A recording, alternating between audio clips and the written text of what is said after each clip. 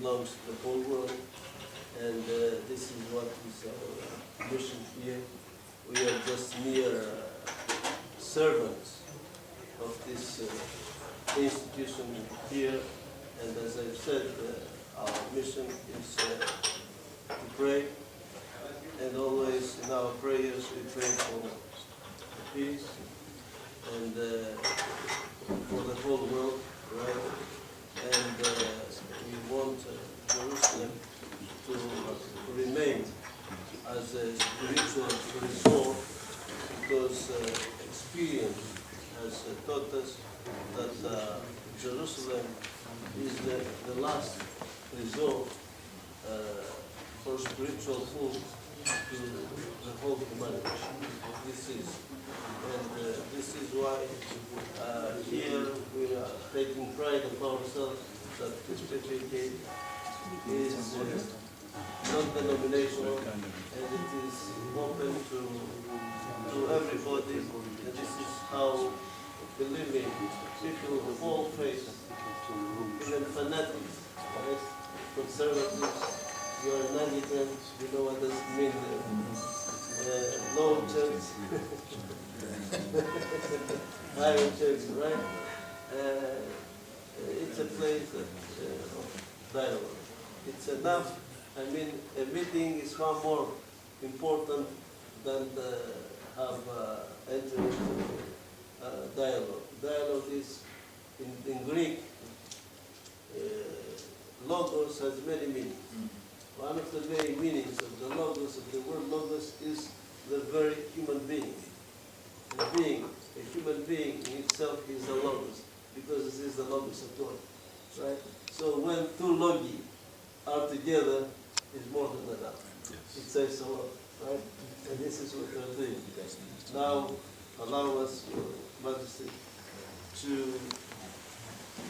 yours is because here we do not talk about theological issues, right? We are talking about living together, accepting each other, sharing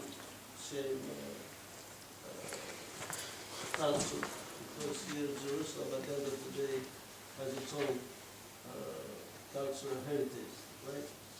And our Christian heritage, or Jewish heritage, or Muslim Islam heritage, at the end of the day, this is the heritage of Jerusalem, right? And this is why I try to keep Jerusalem as not just as a holy city, but as I call it, as an ecumenical monastery, right? But neither absorption, right? So the human energy or human will, right, surrenders to the divine energy and the divine will. For the cults and the monophysites, as we call them, because they believe that in Christ there is only one nature, divine nature is the powerful one, has totally absorbed the human will, the human energy. Therefore, which means the human being is deprived of his freedom. Under the Coptic. Yes, that's right. This is the problem. Lack of, they did not have the philosophical training. So, Catholicism, we have Roman Catholicism. Yes. Then Greek Catholicism. No, it's what is Catholicism, and then why the split? The split I told you. First of all, what is Catholicism? Catholicism, I tell you something.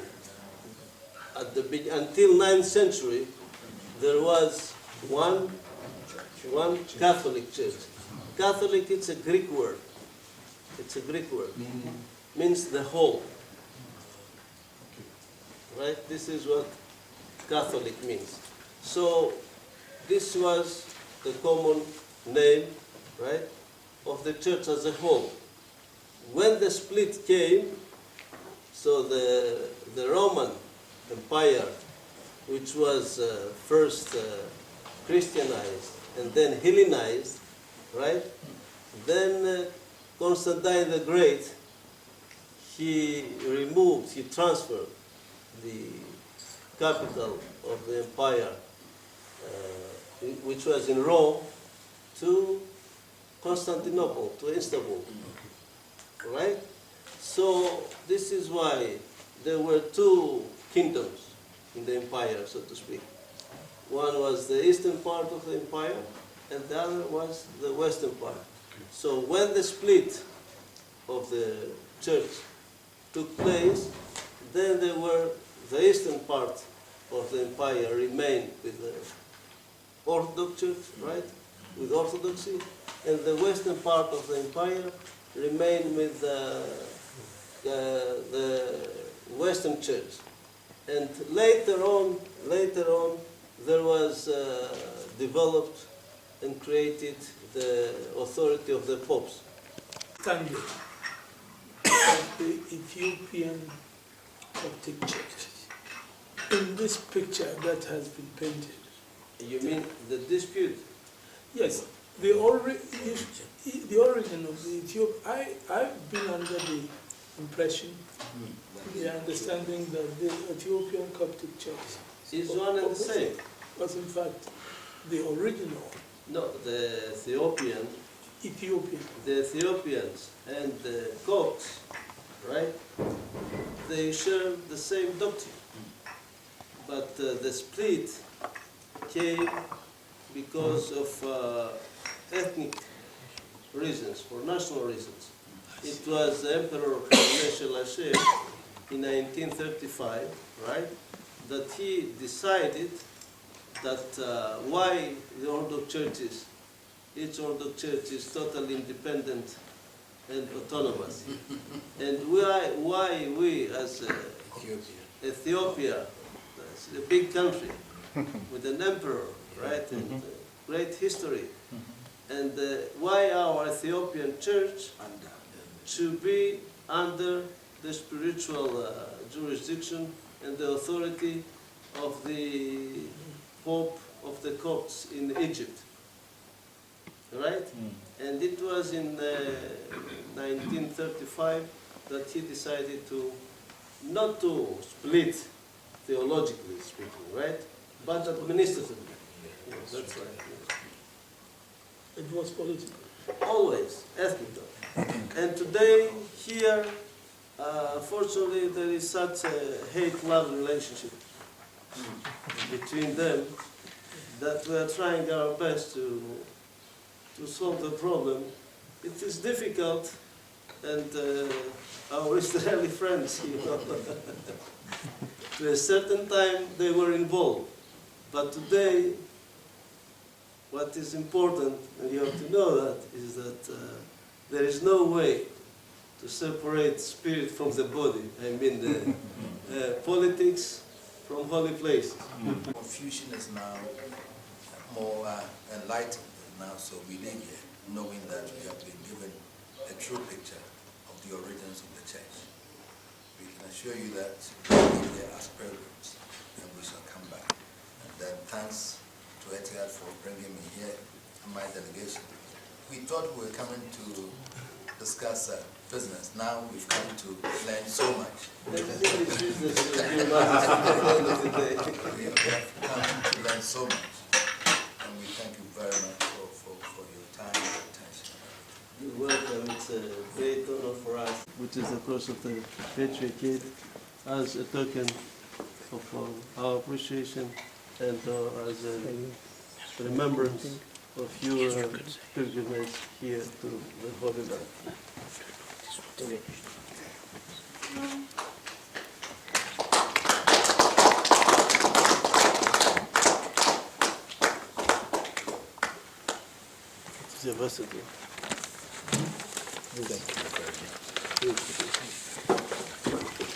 Ιερουσαλήμ και πάσης Παλαιστίνης αναγορεύομαι τον Μεγαλειότατον Otomfuo, Osei, Tutu, Δισέκον, βασιλέα του Asante, μικρών σταυροφόρων, του τάγματος των Ορθοδόξων σταυροφόρων του Παναγίου Τάφου και απονέμουν αυτό των οικείων στα Πανάγιων Τάφων και την Αγιωτάτην μητέρα των Εκκλησιών, ευλαβούς αυτού διαθέσιμους.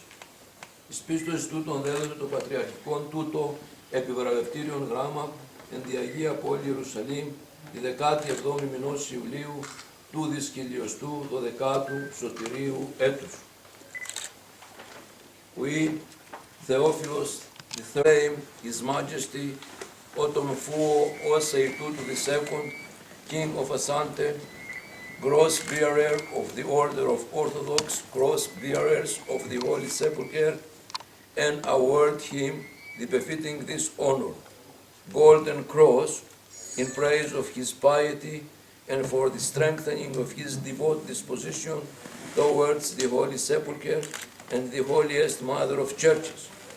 In witness and proof of the foregoing, the present patriarchal letter of award is issued in the Holy City of Jerusalem today, Tuesday, July 17th, 2012. Which means now you are bound, you cannot run away from Jerusalem.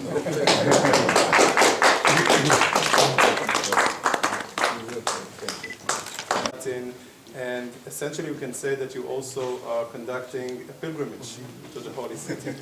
And we welcome this, we welcome any visitor, we encourage you to meet with the Christian community.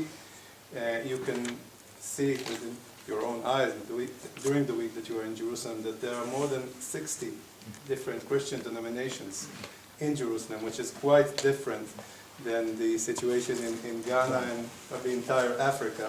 This is what makes this city so unique. And I want It's about the Baptist side, which is the south, the borderline between Jordan, Palestinian territories, and Israel, right? And this is a very important place because it is a holy place, equally sacred to the Jewish people.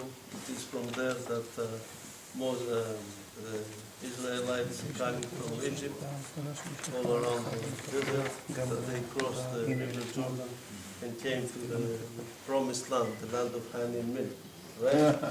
But poor Moses, he don't have the, never tasted it, never saw it.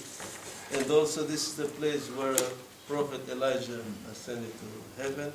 And this is the place, of course, where St. John the Baptist was baptizing over, right?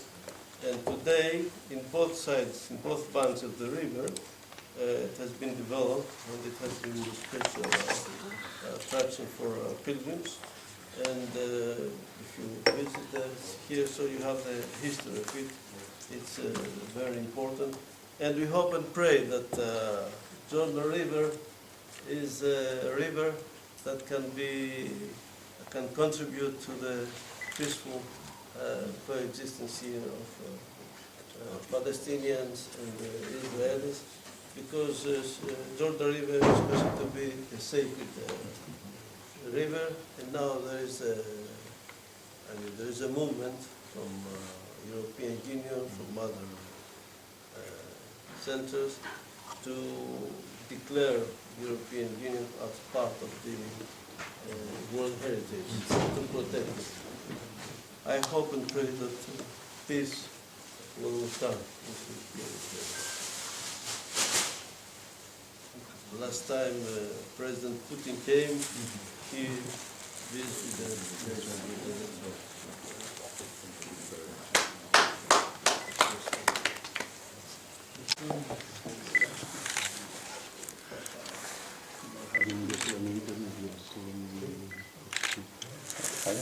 Ήταν,